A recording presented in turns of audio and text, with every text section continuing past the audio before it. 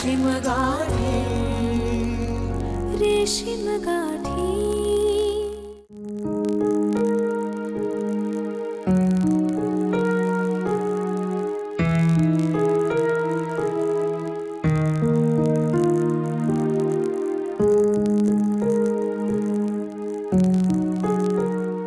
वाह झकास। सतीशराव, मी मगाशी म्हटलं त्याप्रमाणे प्लीज जरा सांभाळून घ्या। हे जर काही कमी जास्त बोलले ना तर प्लीज मनावर घेऊ नका। आई मी मनावर घेतलंय, अहो म्हणून तर इथे आलोय ना मी। कसं असतं नाही, बिळात लपून बसलेल्या उंदराला बाहेर काढायचं असेल ना तर आजूबाजूला काठ्या आपटाव्या लागतात, थोडीशी शोधाशोध करावी लागते, थोडासा आरडाओरडा करावा लागतो। वाडीत येऊन सुरेशराव असलंच काहीतरी करतात ना। पण काय आहे, मी उंदीर नाहीये ना, त्यामुळे मी बिळातून नाही बाहेर येणार। मी तर गुहेतून बाहेर आलोय वाघासारखा, डायरेक्ट शिकाराच्या समोर, त्याच्याच हद्दीत। कर म्हणाव काय शिकार करायचे ते, बघूया।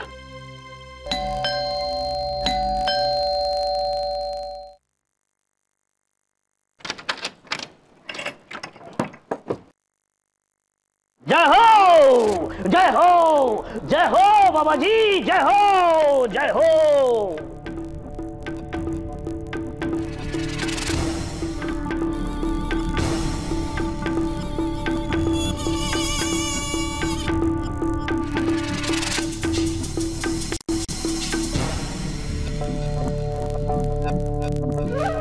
जय हो, जय हो, जय हो बाबाजी। लक्ष असू द्या, लक्ष असू द्या।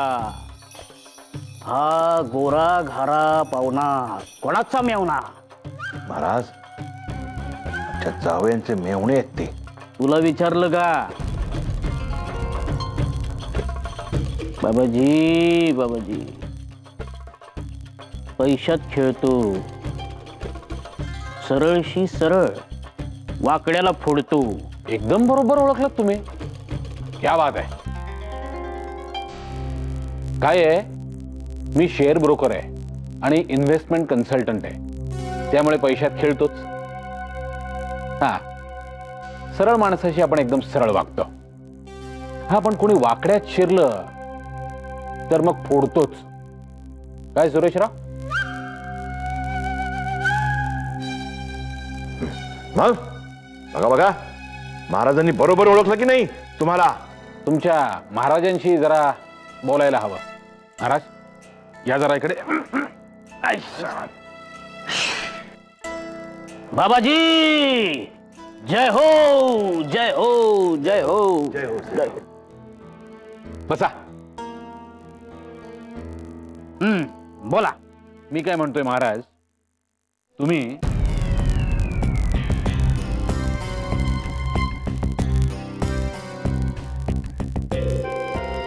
महाराज माझ्या शत्रूच्या जवळ जाऊन का बसले? अहो, आता मी हात जोडते, तुम्ही जरा शांत राहा।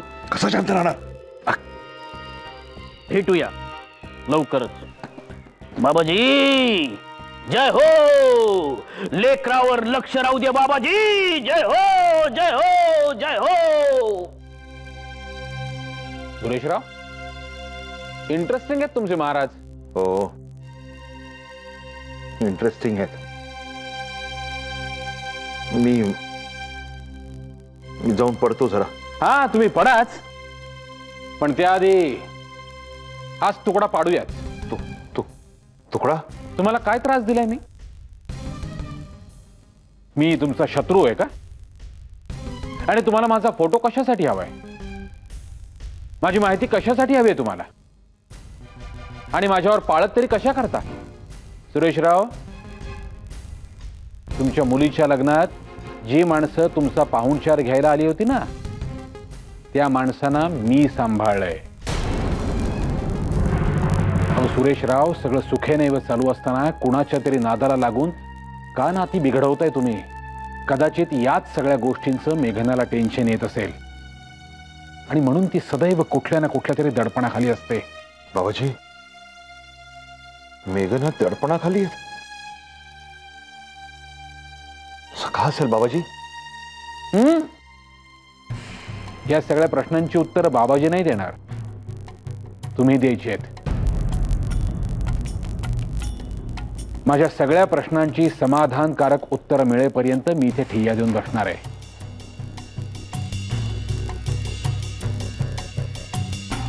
नाही नाही,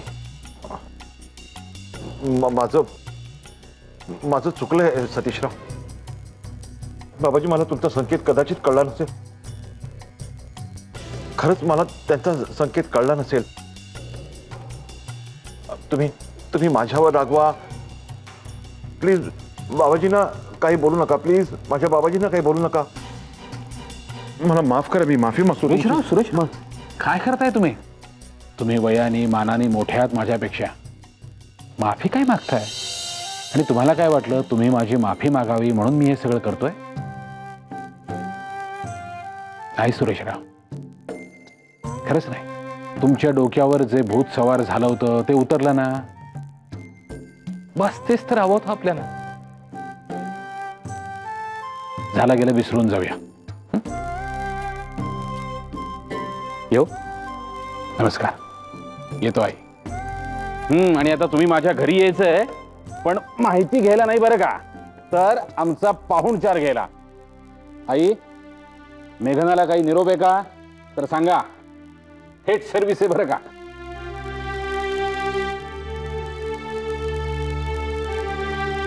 येऊ? नमस्कार. नमस्कार.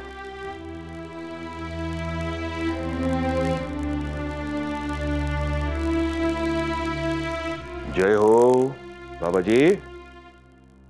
बाबाजी जय हो. तुम्हाला काय वाटलं? या खाऱ्या बोक्याने सांगितलं म्हणून मी बाबाजींना सोडून देईन? नाही बाबाजी. बाबाजी, तुमचं लक्ष असू द्या. बाबाजी, माझा शत्रू कोण आहे हे मी शोधून काढणारच. शोधून काढणारच. तुम्ही मेघनाच्या मागे लागा नातवंडासाठी. समजलं? जय हो बाबाजी. जय हो. जय हो बाबाजी. अरे देवा, एवढं सगळं होऊ नये यांचं आहेच अजून.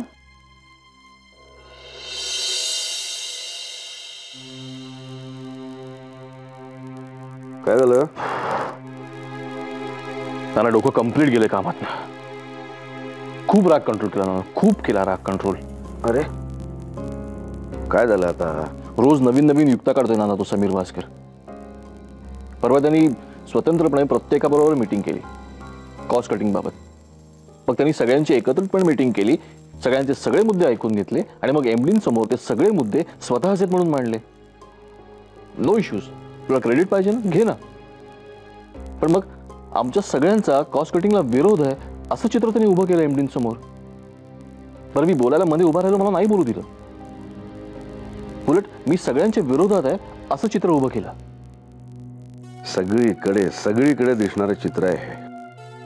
आणि आज तर म्हणजे कहरच झाला. मी न केलेल्या चुकांचा खापर त्यांनी इतक्या शिताफीनी 15-20 जणांच्या मीटिंगमध्ये माझ्या डोक्यावर फोडलं ना, आणि तेही मोठ्या आवाज. केवळ केबिनच्या बाहेर 40 लोकांना ऐकू जावं ना या उद्देशाने. या सगळ्यावर ना एक सणसणी त्याच्या कानफाटात. युक्ती तू म्हणालास ते बरोबर आहे. युक्ती.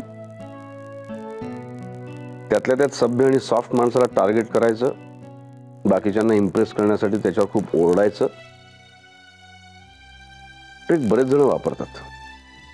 काय सभ्य माणूस सहसा त्या ओरडणाऱ्याच्या पातळीला जाऊन भांडत नाही ना, तो हर्ट होऊन गप्प बसतो. आणि यांचं फावतं. अत्यंत कांगावखोर माणूस आहे ना तो. आणि तुम्ही म्हणताय तसं त्यांनी मला टार्गेट केलंय. अमित, इथून नाही, इथून सोडवावा लागणार तुला हा प्रॉब्लेम.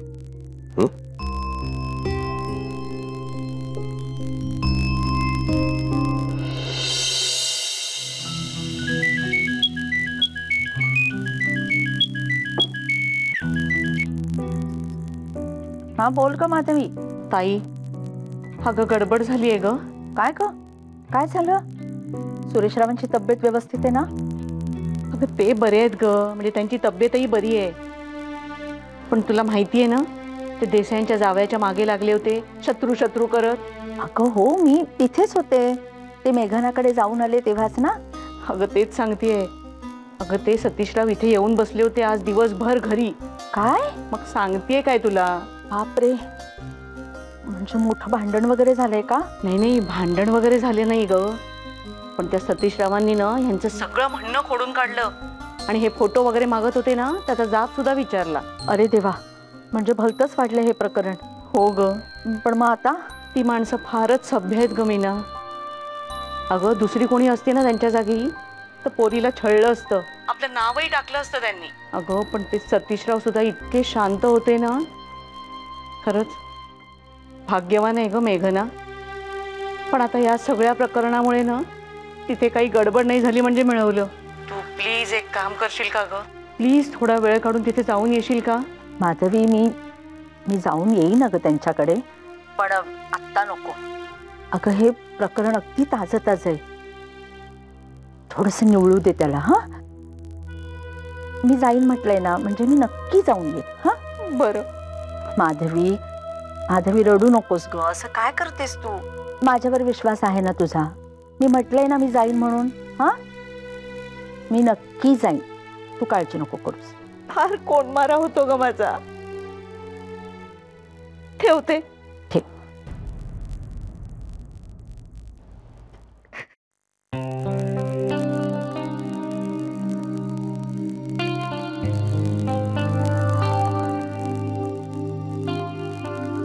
आजी काका, हे काय ग, काय झालं रडायला? माझा होमवर्क राहिलाय.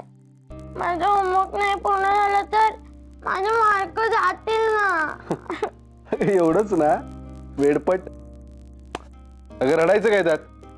आणि तुझा आधी काका असताना कोणाची टाप आहे तुझे मार्क कापायची? चल मी मदत करतो तुला. बघू काय काय राहिलंय. मॅथचे सम राहिलेत, जिओग्राफीचं तर काहीच झालं नाहीये. अरे मॅथ्स ना, मॅथ्स तो अपने दाएं हाथ का खेल है. आत्ता करून टाकूया आपण. हे अगं आता काय झालं रडायला? ए ढग्गोबाय, मी आलोय ना आता.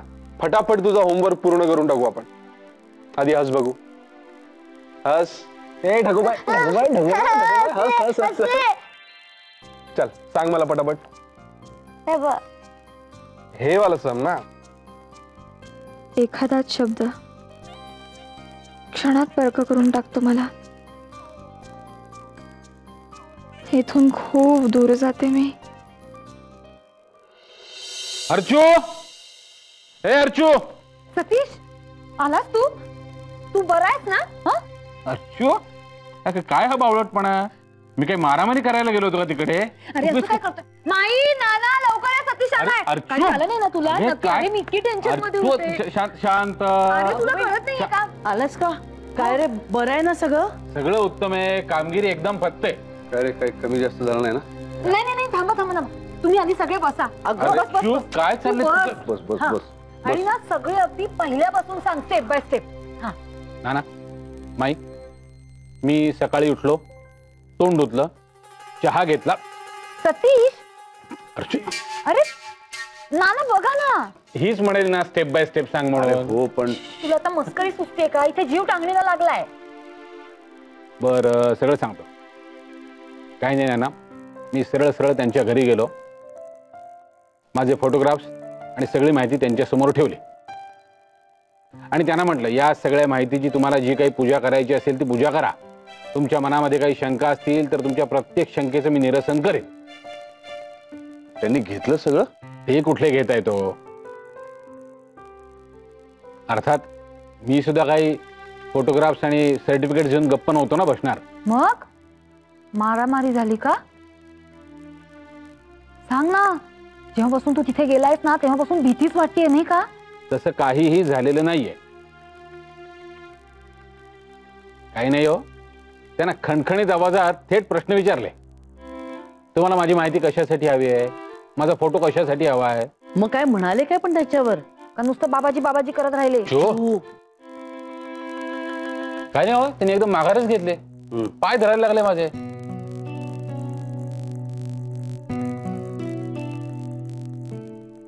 मला म्हणाले माफ करा, माझ्यामुळे तुम्हाला खूप त्रास झालाय, इथून पुढे तुम्हाला त्रास होणार नाही.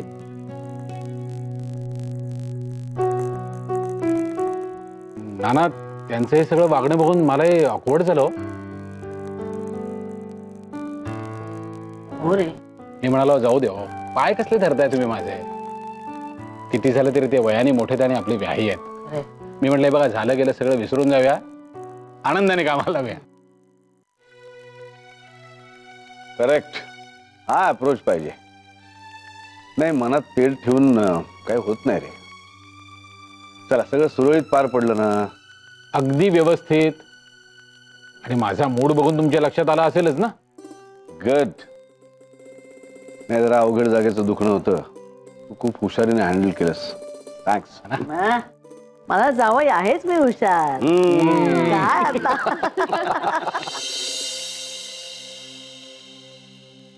नाना बोलवलं? हा, अरे बोलवलं म्हणजे काम नाही काही.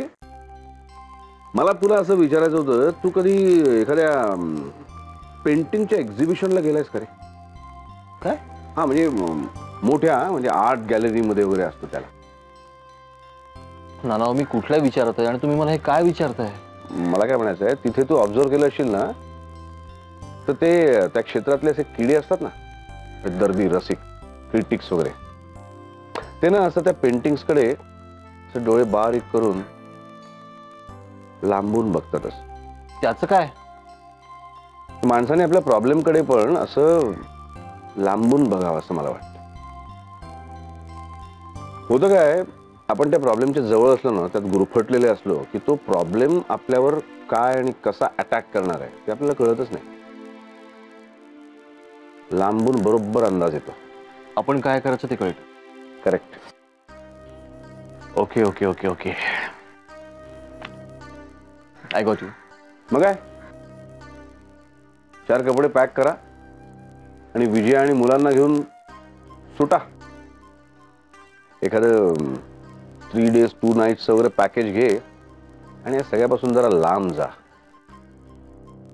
जरा लांबून बघा तुमच्या प्रॉब्लेमकडे आणि तो कसा फेस करायचा याची नीती ठरवा दोघं मिळून.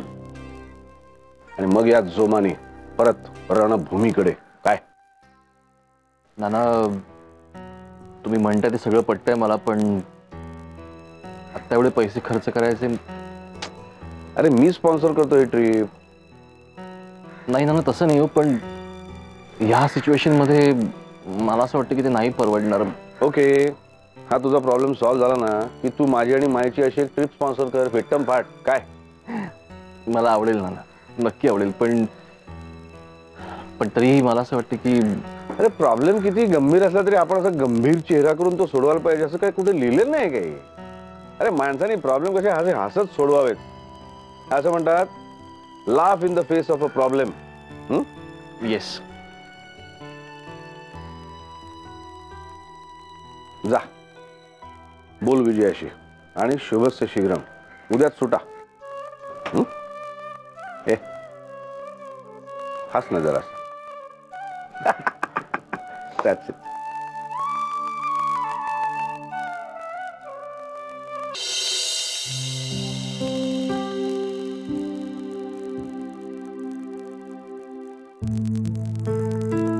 काय बिनसलंय तुझं आज सकाळपासून? अचानक घरातलं सगळंच बिनसल्यासारखं नाही का वाटत आहे तुला?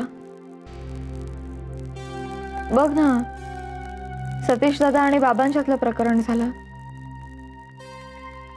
त्यावरून सतीश दादा आणि अर्जुताईंना किती त्रास झाला, किती वादविवाद झाले त्यांच्यात. मला वाईट वाटणारच ना रे की माझ्या बाबांमुळे असं घडलं म्हणून.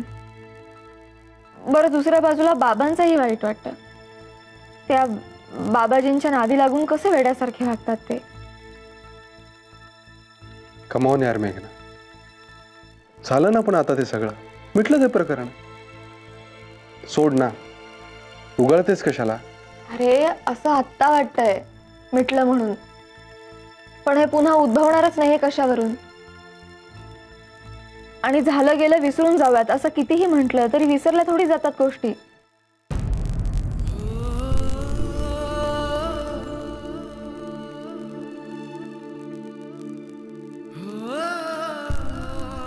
ते अमित दादांचं पण टेन्शन आहेच आहे ना. Let it be.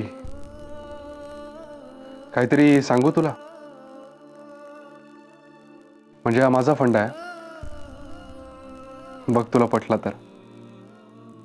आपण नेहमी फ्लो बरोबर पुढे पुढे जात राहावं. आपण जर एकाच ठिकाणी थबकलो किंवा तीच गोष्ट पुन्हा पुन्हा उगाळत बसलो ना, तर आपला झरा व्हायच्या ऐवजी डबकं होतं.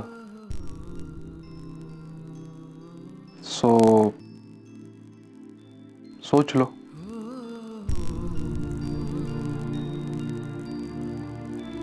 Good night. Good night.